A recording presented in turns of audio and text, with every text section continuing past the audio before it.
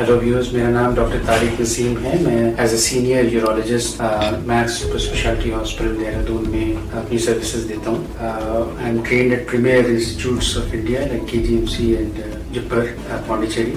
Viewers, आज बात करेंगे प्रोस्टेट कैंसर के बारे में। प्रोस्टेट ग्रंथि क्या है? ये मेल्स में खास ग्लैंड होता है जो कि यूरिनरी ब्लैडर के नीचे होता है और रेक्टम के आगे यानी सामने होता है, और इसके थ्रू यूरिथ्रा यानी यूरिनरी पैसेज पास होता है। ये खास लिक्विड बनाता है जो कि सीमन का 60% कॉन्स्टिट्यूट करता है। आखिर प्रोस्टेट कैंसर क्या है? प्रोस्टेट कैंसर का मतलब एबनॉर्मल और अनकंट्रोल्ड ग्रोथ होना प्रोस्टेट के सेल्स का, और फिर न सिर्फ वो कि वो प्रोस्टेट पे रहते हैं, फिर बाकी ऑर्गन्स में, नेबरिंग ऑर्गन्स में और बोन्स में और other parts of the body में स्प्रेड कर जाता है। Prostate cancer hormone dependent tumour है, यानी जो मेल हार्मोन टेस्टिकल्स में प्रोड्यूस होता है ये गवर्न करता है प्रोस्टेट कैंसर को। तो अगर हम प्रोस्टेट कैंसर को कंट्रोल करना चाहते हैं तो हार्मोन्स को एब्लेट करना पड़ता है, यानी हार्मोन की सप्लाई काटनी। तो ये कैसे किया जा सकता है? जो हार्मोनल ट्रीटमेंट अवेलेबल है वो उसके या तो आप सर्जिकली टेस्टिकल्स को रिमूव कर सकते हैं या मेडिकल कैस्ट्रेशन होता है जिसमें आप ऐसी मेडिसिन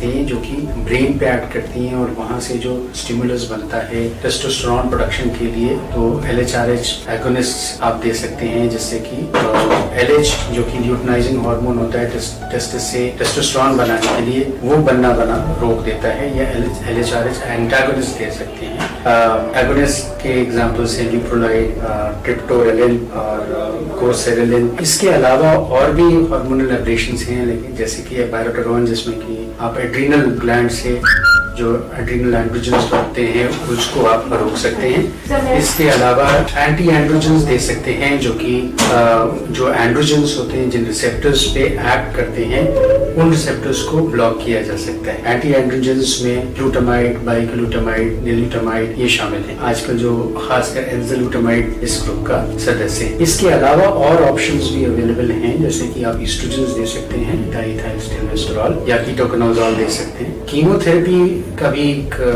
महत्व है कि जब मान लीजिए कि आपका सारे और ट्रीटमेंट्स फेल हो जाते हैं, यानी सर्जिकल एब्लेशन खत्म, मतलब से रिकरेंस हो जाता है, या हार्मोनल थेरेपी से कंट्रोल नहीं हो पा रहा है ट्रीटमेंट, तो जो है फाइनली कीमोथेरेपी दी जा सकती है। इसमें डोसीटैक्सिल बेस्ड कीमोथेरेपी दिया जा सकता है। इसके अलावा भी और एजेंट्स हैं, जैसे कार्बोटैक्सिल है, एस्टामिस्टिन है, माइट्रोजेंट्रोन है। तो कहने का मतलब ये है कि प्रोस्टेट कैंसर के ट्रीटमेंट ऑप्शंस बहुत। ओवरऑल प्रोस्टेट कैंसर एक स्लो ग्रोइंग कैंसर है और उसमें 5 ईयर सर्वाइवल अच्छा होता है। Thank you.